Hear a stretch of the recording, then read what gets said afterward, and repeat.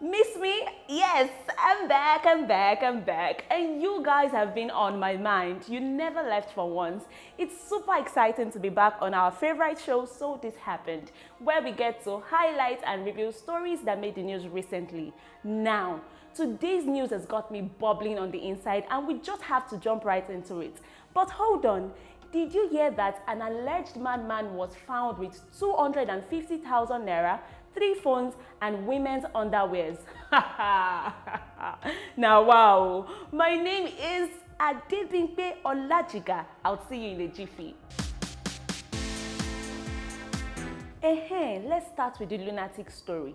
Let me narrate how the man was caught. So he's fond of staying under the bridge in Mowe, Ogun State.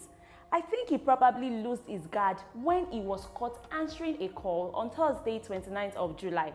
You know when you see a supposed madman receiving calls, you suspect like... So that was how residents asked where he got the phone from, and he could not give a satisfactory answer.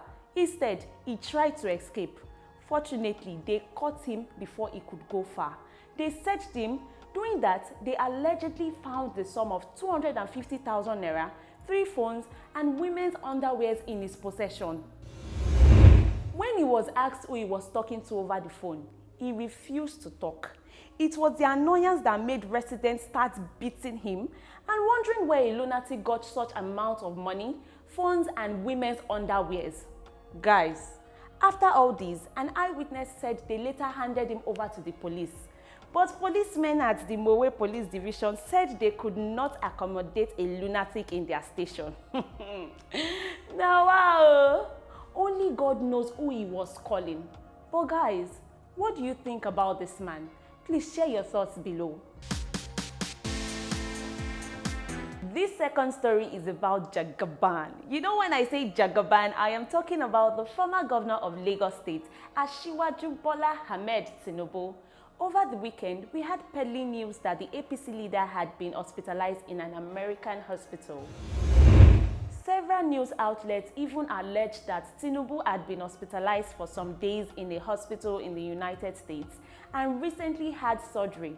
Some even reported that Tinubu's health was failing and could not be billed for another surgery for an unidentified ailment, citing that this was why the APC leader had not been seen at some functions, including the party's Congress and the Lagos State local government elections last month.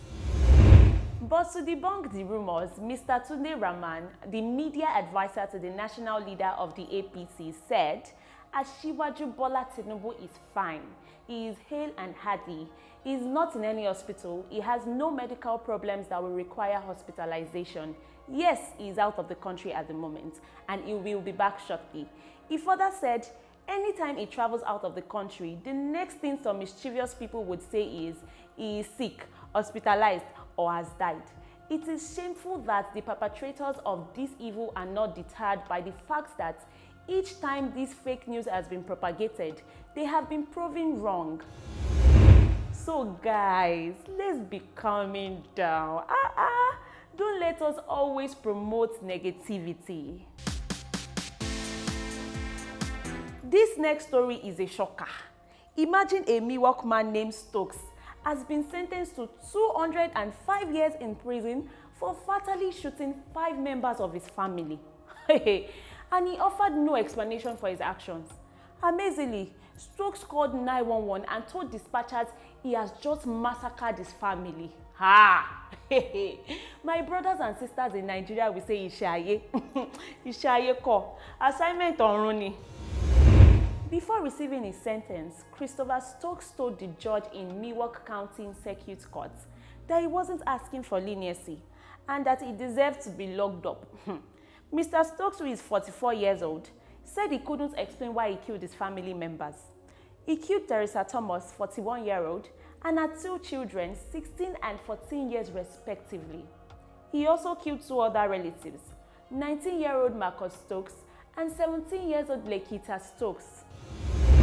Only Stokes' 3-year-old grandchild was spared, and the prosecutor said the child witnessed the shootings and asked Stokes not to hurt him.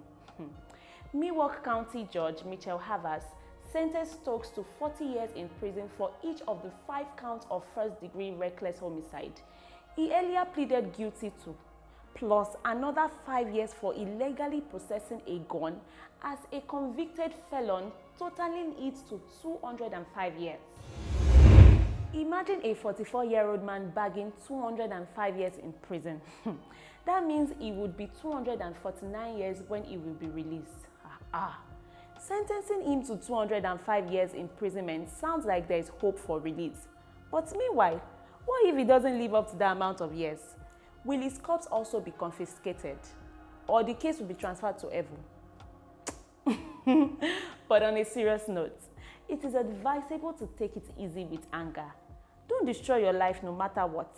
Life is beautiful, but the beauty of life is worth living. Thank you so much for your time, and now we have come to the end of this episode. Be free to share your comments on any of the stories. Don't forget to subscribe and follow us on all our social media handles for the second news updates. Until next time, my name is Adebimpe Olajiga. Thank you for watching.